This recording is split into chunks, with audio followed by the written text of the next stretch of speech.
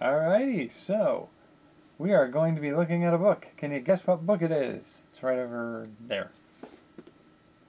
So the first thing I will say is, it says on the front, as seen on sci-fi. It is not. That is a lie.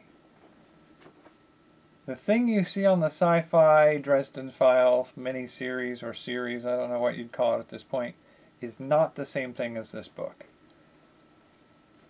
And I'm a little torn.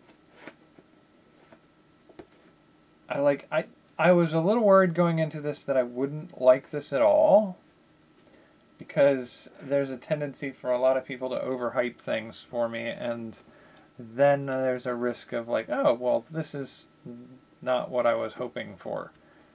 But I'm gonna say this is a tricky one for me, because I liked it, but it's not quite what I wanted. And that's a hard thing to say, because it doesn't really make sense. That the thing that gets me about this is, just going straight into it, is A, it's not like the Sci-Fi Channel thing, but the story is not quite like anything I've ever read before. The feeling I got is this is very similar to, in some ways, young adult reading. And I say that in the sense that the story itself is sort of like somebody in over their head doing the best they can to make things right. And there's some, like, history to the character that's just alluded to. It's not quite as divulged as you'd expect it to be for character development's sake, but it's sort of like treated as like a secret he doesn't want to share, and it's a little bit of a tease, but it's not deeply hooking for me, and I think that's the thing I missed a lot in this. Now, I do know that when he started writing these, supposedly he knew he was doing a series of at least 13 books.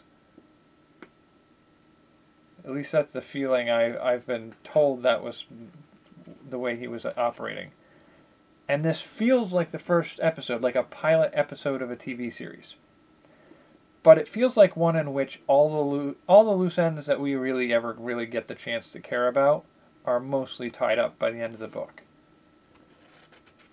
I mean, you have some aspects of, like, I have a dark and mysterious past. It's like, he never really goes further into it, but he never really sinks the hook past just sort of stating that. And so I don't feel like I need to go to the next book in the series. Well, that's not true. I don't feel like that's the case.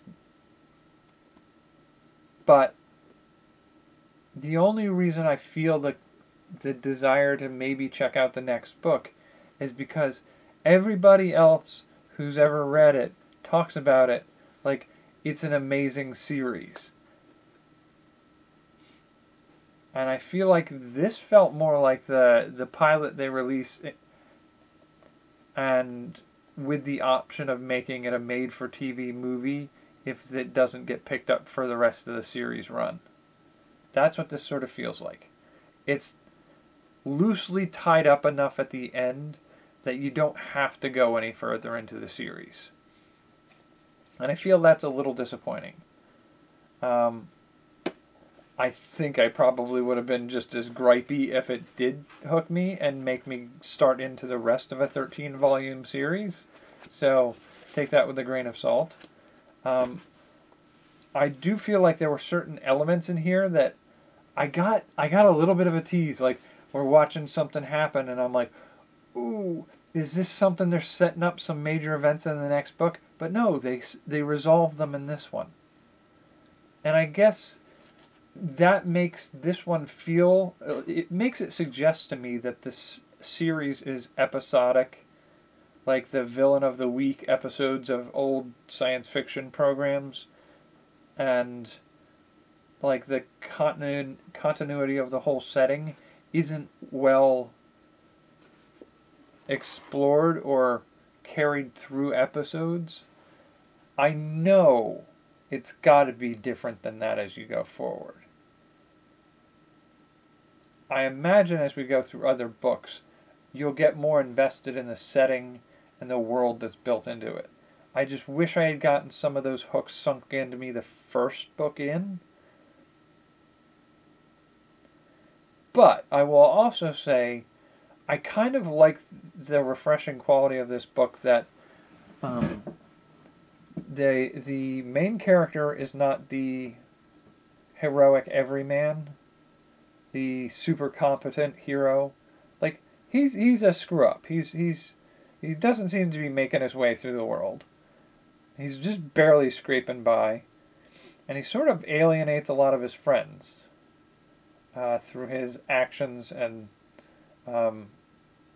things he's involved with.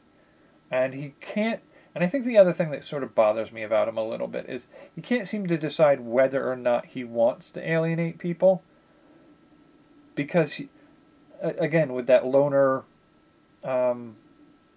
sort of, what is it? What's the term for that? The edgelord mentality of like, you're safer if I'm alone. Like, I don't need that. Like, we've all seen that character before. And so that sort of like, he can't seem to decide whether or not he truly wants other people in his life, or if he's too much of a problem and he doesn't want to inflict his life on other people. Like, that kind of like, I don't need it, but I mean, I get it. I do think that the fact that the character is not the, like, you punch him, he goes down, he wakes up hours later. He's not this sort of like, he takes 6 punches to the back of the skull, gets up and roundhouse kicks he's not, he's just a guy. And so he does feel more real dealing with situations that are way over his head.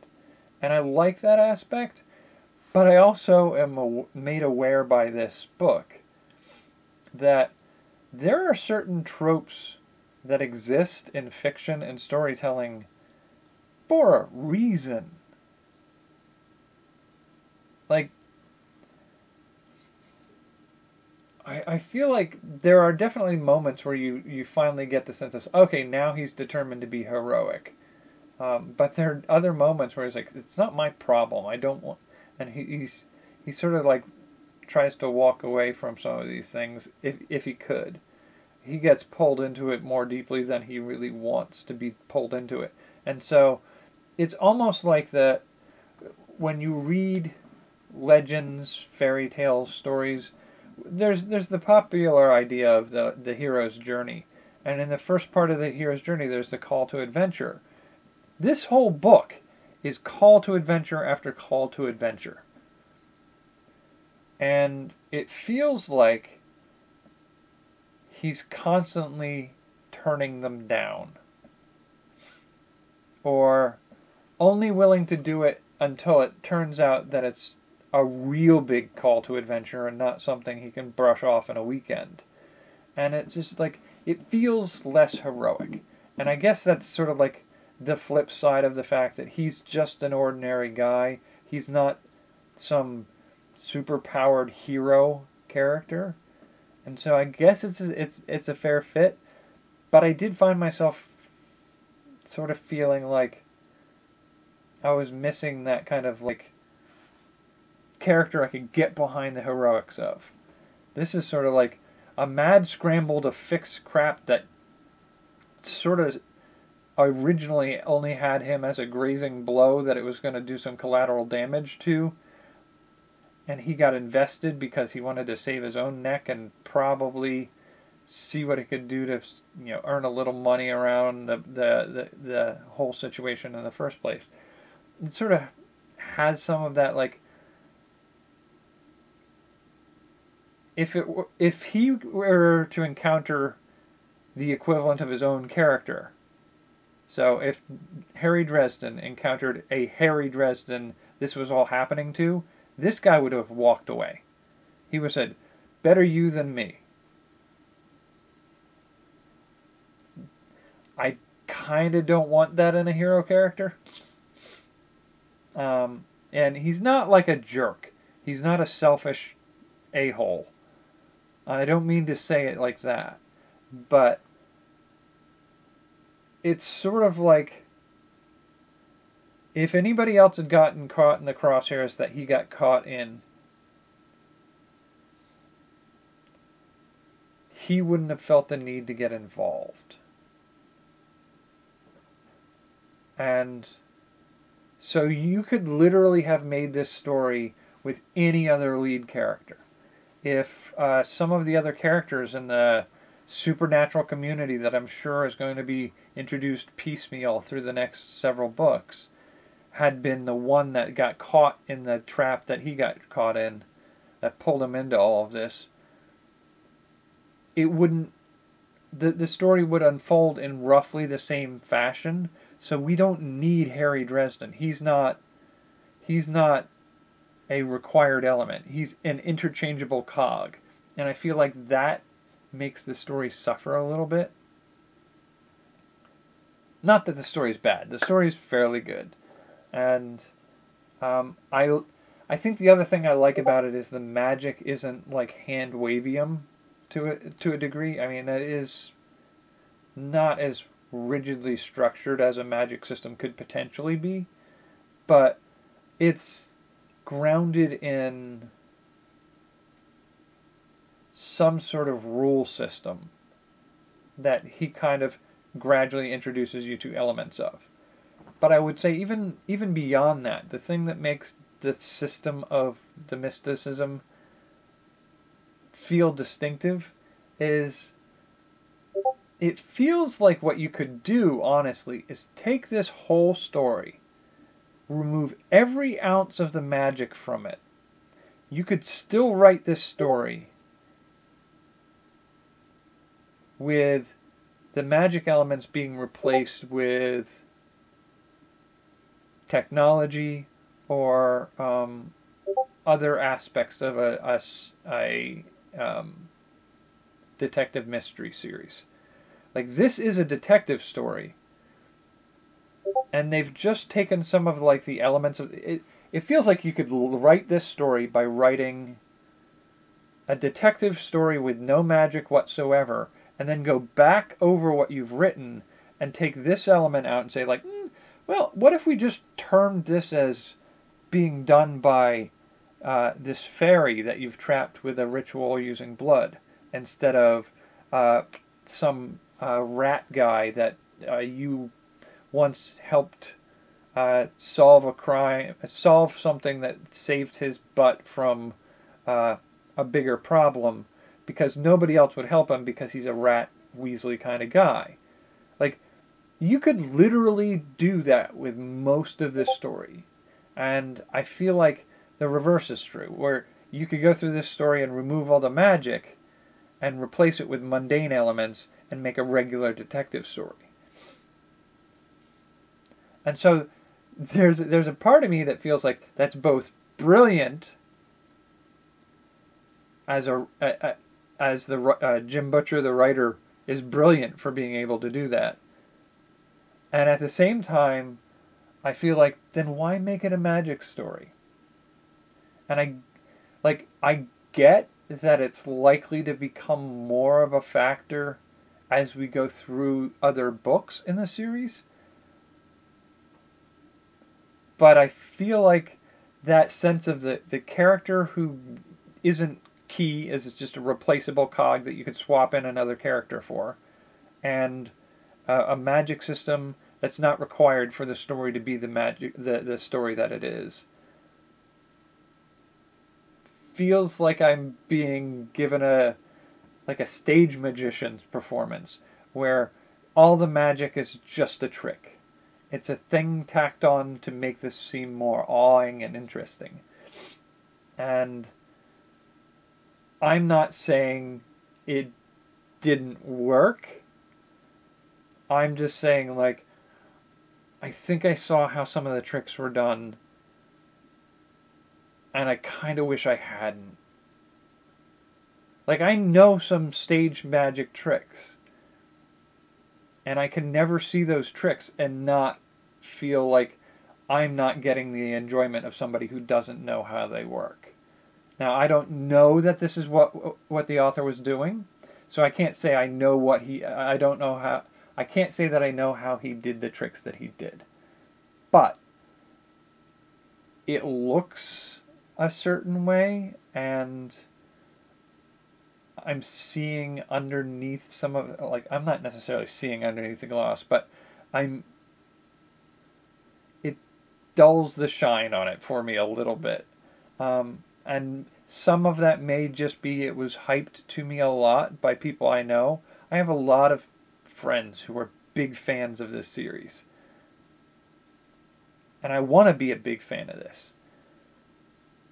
And I think I probably could. I just have to I think I'm probably going to get to that point when I get 2 or 3 books in. And for me, that's sort of the problem.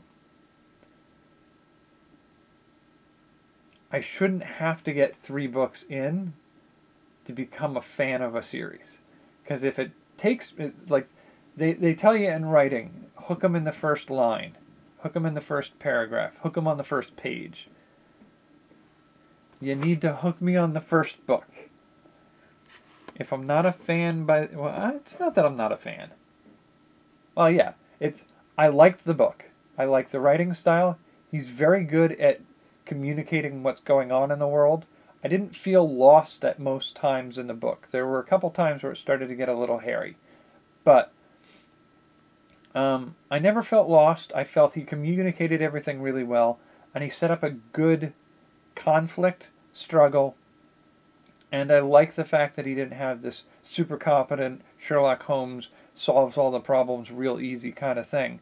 Like, half the time he solves things, it's through his sheer determined grit, and he just keeps pushing through even after he's failed, to the point where the failure just can't hold on as long as he can.